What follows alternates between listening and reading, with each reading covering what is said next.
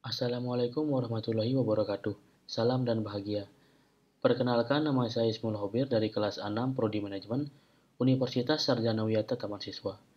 Pembuatan video presentasi ini bertujuan untuk memenuhi tugas manajemen strategi. Baik, untuk mempersingkat waktu, saya akan mulai mempresentasikan materi dari artikel yang berjudul Marketing Miopia.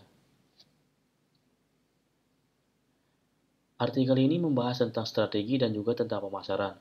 Tetapi artikel ini juga memperkenalkan gagasan pemasaran paling berpengaruh selama setengah abad terakhir, bahwa bisnis pada akhirnya akan lebih baik jika mereka berkonsentrasi pada pemenuhan kebutuhan pelanggan daripada menjual produk yang perusahaan punya.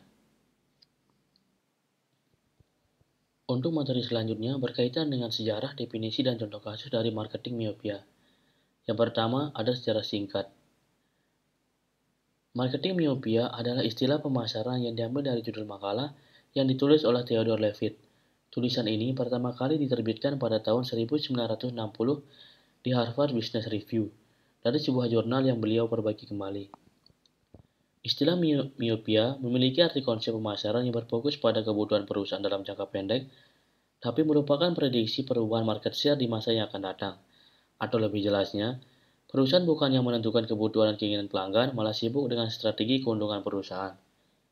Ada 4 kondisi yang biasanya menjamin siklus miopia ini. Yang pertama, keyakinan bahwa pertumbuhan dijamin oleh populasi yang berkembang dan lebih makmur. Yang kedua, keyakinan bahwa tidak ada substitusi kompetitif untuk produksi produk utama industri. Yang ketiga, terlalu percaya pada produksi massal dan keuntungan dari penurunan biaya per unit yang cepat saat output meningkat. Dan yang terakhir, kasihkan dengan produk yang cocok untuk eksperimen ilmiah yang dikendalikan dengan hati-hati peningkatan dan pengurangan biaya produksi. Yang kedua, definisi marketing miopia.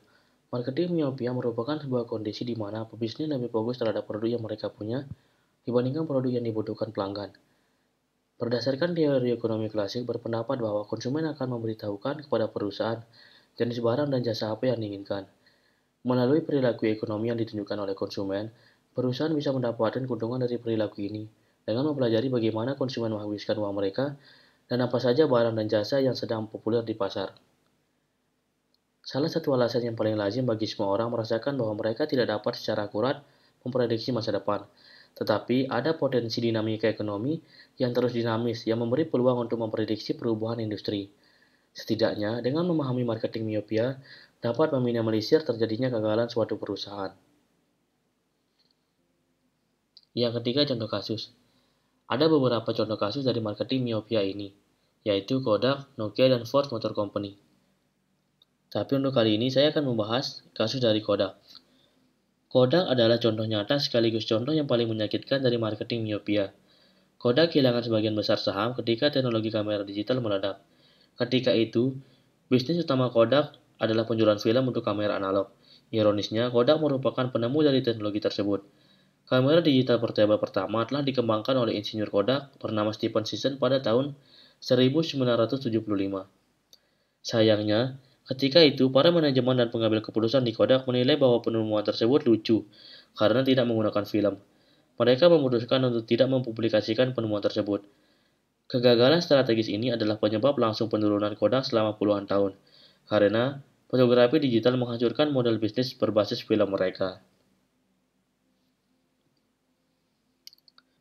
Baik, selanjutnya adalah kesimpulan dari presentasi dari materi artikel marketing miopia. Di era sekarang, perusahaan lebih baik meninggalkan marketing miopia, karena lambat laun perusahaan yang menggunakan marketing tersebut akan gagal untuk melihat dan menyesuaikan diri dengan perubahan yang cepat di pasar, yang berakibat goyah, jatuh, dan hilangnya perusahaan tersebut. Dan juga, menurut artikel, jurnal, dan kasus yang sudah saya baca, marketing miopia tersebut sudah tidak relevan lagi untuk digunakan di era sekarang ini. Baik, sekian presentasinya. Jika ada kesalahan kata, mohon dimaafkan. Saya Ismul Hobir, pamit undur diri. Terima kasih, salam dan bahagia.